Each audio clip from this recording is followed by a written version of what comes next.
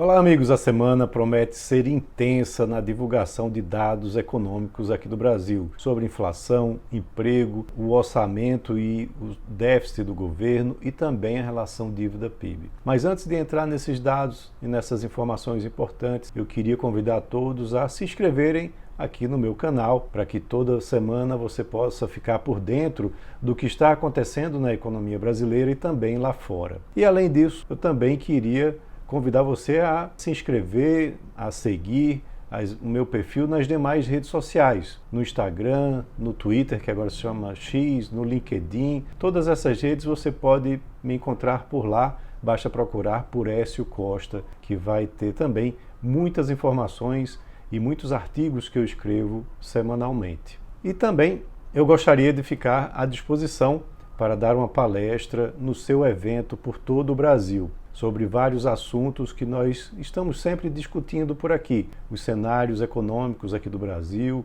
do mundo, da sua região e também do seu setor.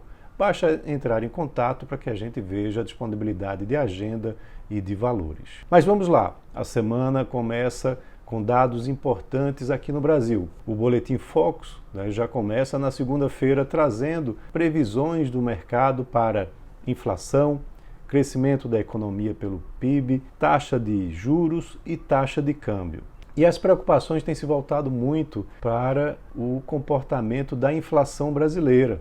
Agora, quando a gente olha o IPCA acumulado dos últimos 12 meses, ele já está no teto da meta. E isso tem feito com que as previsões do mercado para o encerramento do ano em relação à inflação sejam revisados para cima. Então a gente tem que acompanhar para ver como que isso vai ficar, principalmente esse dado, mas também as expectativas com relação ao PIB. Vários dados têm mostrado uma atividade econômica mais forte, o que tem ajudado também na revisão da previsão da economia, ou seja, do crescimento da economia para esse ano. Além do Boletim Focus, também teremos a divulgação de dados importantes das relações do Brasil com o resto do mundo. O Banco Central vai divulgar a balança comercial, o balanço de pagamentos do Brasil com o resto do mundo para o mês de julho e também o investimento estrangeiro direto aqui no Brasil, como que ele se comportou nesse mês. Vale lembrar que no mês de junho, as transações correntes do Brasil com o resto do mundo registraram um déficit de 4 bilhões de dólares. Esse déficit ele sempre acontece, mas é importante acompanhar ele e ver como que o investimento estrangeiro direto, entrando aqui no país, serve como uma forma de compensação para zerar o balanço de pagamentos e não gerar problemas para as reservas internacionais aqui do país. E no mês de junho, o investimento estrangeiro direto entrando aqui no Brasil, ou seja, o saldo líquido, foi de 6,3 bilhões de dólares, o que termina ajudando bastante. Então teremos na segunda a divulgação desse desempenho para o mês de julho. E na terça-feira teremos a divulgação do IPCA 15 para o mês de agosto. O IPCA 15 serve como uma prévia da inflação para o mês de agosto, que vai ser divulgado tão logo o mês vire pelo IBGE.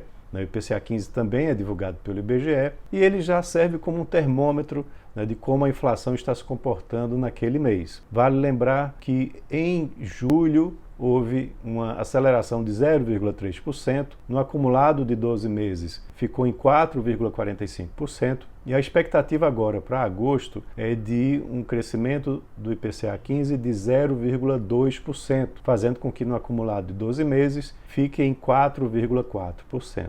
Importante acompanhar porque teremos em setembro reunião do Comitê de Política Monetária que vai definir sobre a taxa de juros aqui do Brasil. E a inflação é uma medida importante que é levada em consideração pelo Comitê de Política Monetária do Banco Central na hora de decidir sobre a taxa de juros aqui do país.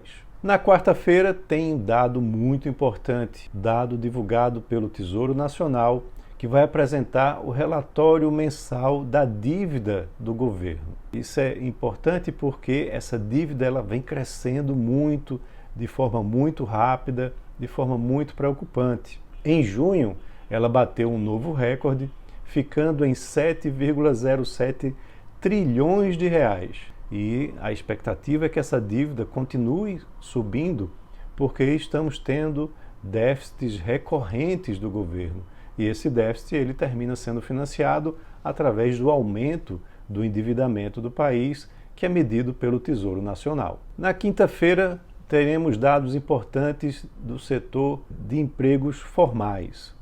O CAGED para o mês de julho vai ser divulgado pelo Ministério do Trabalho, com expectativas novas de geração de empregos. Lembrando que em junho houve um saldo líquido positivo de geração de 201,7 mil empregos. E também isso é importante porque o presidente do Banco Central, por exemplo, Roberto Campos Neto, disse semana passada que com um mercado de trabalho muito pressionado como esse que nós estamos vendo aqui no Brasil, tem uma preocupação que pode respingar na inflação, principalmente na inflação de serviços. Então é importante acompanhar esse dado. E lá nos Estados Unidos teremos um dado muito importante divulgado também na quinta-feira. O PIB do segundo trimestre da economia americana vai ser divulgado na quinta-feira. Isso é importante porque vai trazendo mais informações sobre o desempenho da economia americana e que pode influenciar na decisão dos juros americanos do mês de setembro. Já há uma expectativa consolidada de que os juros vão cair a partir de setembro. O próprio presidente do Banco Central americano, Jerome Powell, já disse que é hora dos juros começarem a cair, e esses dados do PIB do segundo trimestre podem ajudar a definir se a queda vai ser de 0,25 ponto percentual ou pode ser talvez até mais forte, de 0,5 ponto percentual. Então vale a pena acompanhar. Na sexta-feira, para encerrar a semana, teremos novamente dados de emprego aqui do Brasil, mas dessa vez a taxa de desemprego, que é medida pelo IBGE, vai ser divulgada para o trimestre encerrado em julho. Esse é um dado bastante importante, porque novamente traz informações sobre como o mercado de trabalho está se comportando e como isso pode impactar outras variáveis da economia, e até na decisão do processo de juros. A taxa de desemprego atualmente está em 6,9%, no trimestre encerrado em junho. A expectativa é que se mantenha nesse mesmo patamar, com talvez alguma leve variação para baixo, já que a economia está com um crescimento forte. E para encerrar a semana, também na sexta-feira, talvez aí o dado mais importante da economia para essa semana vai ser a divulgação do déficit do governo para o mês de julho, o balanço orçamentário e também a relação dívida-PIB, vai ser divulgado pelo Banco Central, mostrando como que o déficit se comportou, como ele impactou nessa relação da dívida com o PIB. Vale lembrar que em junho o déficit foi de 40,9 bilhões de reais, no acumulado de 12 meses está em 272,2 bilhões de reais e a relação dívida-PIB, que cresceu muito de 2023 para cá, está agora em 77,8% no mês de junho. A expectativa é que essa dívida ela continue subindo e chegue muito próximo dos 80% até o final desse ano, o que pode trazer aí alertas importantes para a economia brasileira, inclusive impedindo que as taxas de juros caiam mais, porque você vai ter essa pressão fiscal muito forte sobre o risco da economia brasileira. E no cenário político, o governo agora enfrenta um prazo final para enviar a proposta de orçamento de 2025 para o Congresso. Esse prazo se encerra no sábado, dia 31 agora de agosto. E a expectativa é que o Executivo apresente o documento dentro desse prazo, revelando aí suas projeções e também prioridades fiscais para o ano que vem. Vale lembrar que a meta para esse ano é de déficit zero, a meta para o ano que vem também foi revisada para déficit zero. E o mercado também vem acompanhando e aguardando detalhes sobre o plano do governo, do Ministério da Fazenda, para o aumento das alíquotas da contribuição social sobre o lucro líquido, a CSLL, e também do imposto de renda sobre os juros do capital próprio, o JCP.